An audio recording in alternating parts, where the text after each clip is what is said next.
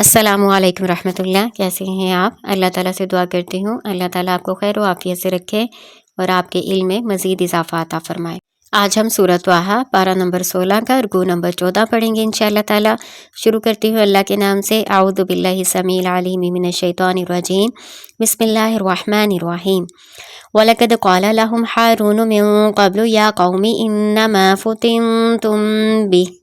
وَإِنَّ رَبَّكُمُ الرَّحْمَنُ فَاتَّبِعُونِي وَأَطِیعُوا أَمْرِی۔ وَلَقَدْ اور بلا شبہ قالا کہا لہم ان کو ہارون علیہ السلام نے من قبل پہلے سے یا قومی اے میری قوم انما بے شک تم بھی تمہیں آزمایا گیا ساتھ اس کے وَإِنَّ رَبَّكُمْ اور بے شک رب تمہارا رحمان ہے فَاتَّبِعُونِی پس میری پیروی کرو وَأَطِیعُوا اور اطاعت کرو امری میرے حکم کی۔ موسیٰ علیہ السلام اپنے پیچھے اپنے بھائی ہارون علیہ السلام کو جانشین مقرر کر گئے تھے تاکہ وہ بنی اسرائیل کا خیال کریں، لیکن جب بنی اسرائیل نے بچڑے کو معبود بنا کر پوجنا شروع کر دیا، شرک میں مبتلا ہو گئی، تو ہارون علیہ السلام نے اپنی قوم کو ان الفاظ میں سمجھایا جو اللہ تعالیٰ نے یہاں بیان کیے ہیں کہ انہوں نے اپنی قوم سے کہا کہ اے میری قوم، اللہ تعالیٰ نے تمہاری آزمائش کی ہے تو تم میری بات مانو، میرا حکم مانو، تم یہ شرک نہ کرو، بت پرستی میں مبتلا نہ ہو۔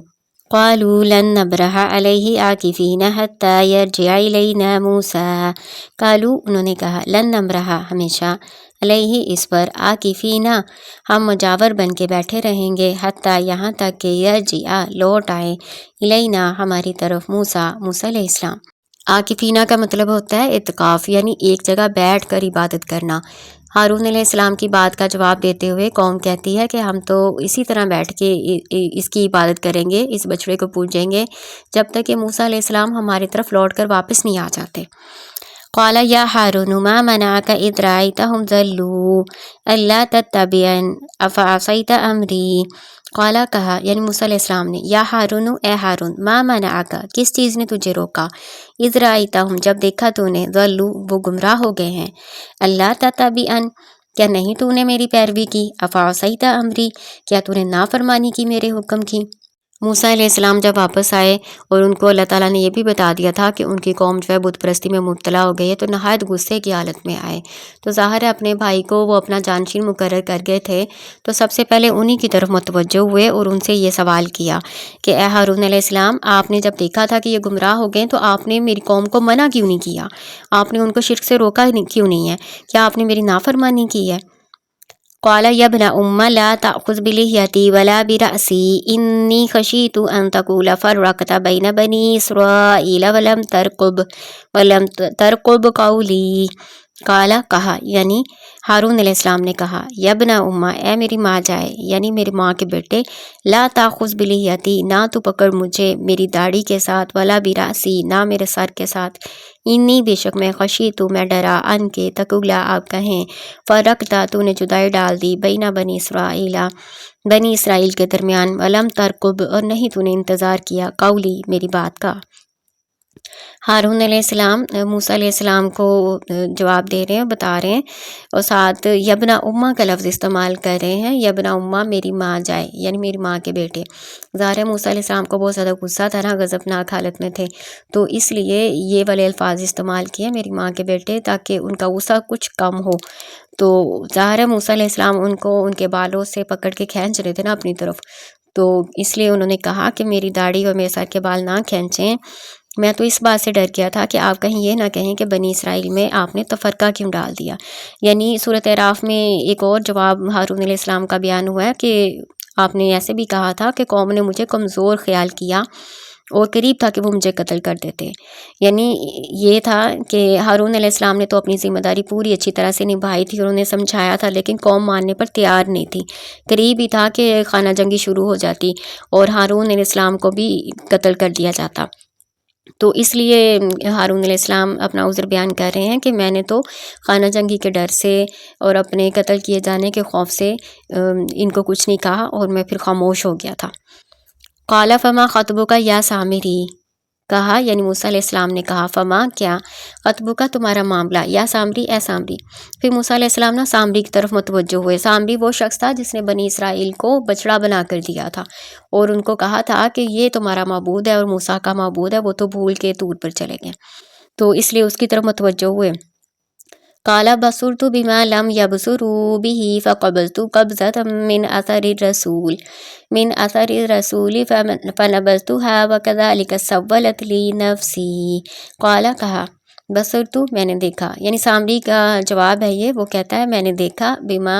اس کو جو لم یبصروا به جس کو انہوں نے نہیں دیکھا، یعنی کسی نے جو چیز نہیں دیکھی میں نے وہ چیز دیکھی۔ فقبضت قبضة من اثر الرسول، پھر میں نے ایک مٹھی لے لی، ایک مٹھی اس بھیجے ہوئے، رسول یہاں پہ رسول نہیں ہے بلکہ قاصد کے معنی میں ہے، یعنی بھیجا ہوا جو فرشتہ تھا نا اس کے قدموں کے نشان سے۔ فنبذتها، پس میں نے اس کو پھینک دیا۔ وکذالک سولت لی نفسی، اور اسی طرح سے بات بنائی میرے لیے میرے نفس نے،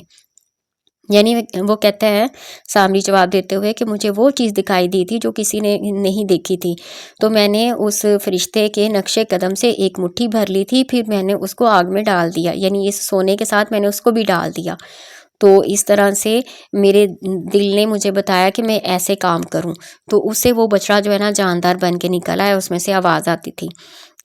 یہ جو بات بیان کر رہے ہیں نا سامری، اس کی کوئی حقیقت نہیں ہے، یہ اس نے اپنی طرف سے بنائی تھی، ایسی کوئی بات نہیں تھی۔ قال فاذهب فإن لك في الحياة أن تقول لا مساس وإن لك موعدا لن تخلفه وانظر إلى إلهك الذي ظلت عليه عاكفا لنهرقنه ثم لننصفنه في اليم نسفا۔ قال کہا فاذهب پس جا، فإن پس بے شک لکا تیرے لیے فی الحیاتی زندگی میں ان تقولا کہ تو کہے لا مساسا نہیں چھونا، وإن لکا موعدا اور ہے تیرے لیے ایک وعدے کا وقت، لن تخلفا جو ہرگز نہیں خلاف کیا جائے گا، وانظر إلی إلہک الذی اور دیکھ اپنے اس معبود کی طرف وہ جو ظلت علیہ عاکفا جس پر تو اعتکاف کیے ہوئے تھا، یعنی عبادت کے لیے جم کے بیٹھا تھا۔ لنہرقنہ ضرور ہم اس کو جلا دیں گے،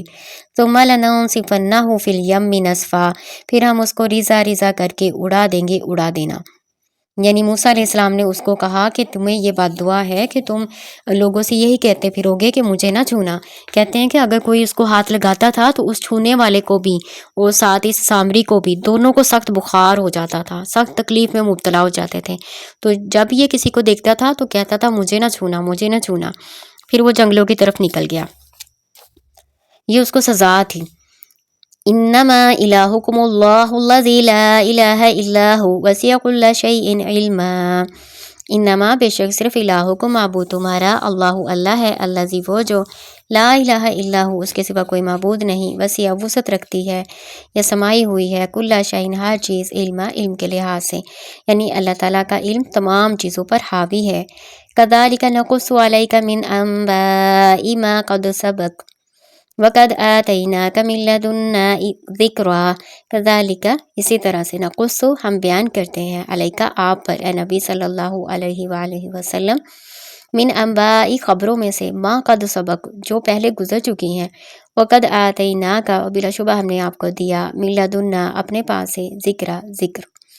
ذکر قرآن کے لیے استعمال ہوا ہے، ذکر کا مطلب نصیحت بھی ہوتا ہے اور یاد دہانی بھی۔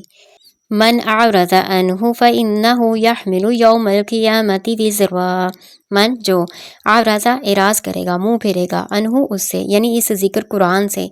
فإنہ پس بے شک وہ یحمل اٹھائے گا یوم القیامت قیامت کے روز وزرا بوجھ۔ کون سا بوجھ؟ اپنے گناہوں کا بوجھ، اپنے نامہ اعمال جو نیکیوں سے خالی اور برائیوں سے بھرا ہوا ہوگا وہ والا بوجھ اس کو اٹھانا پڑے گا۔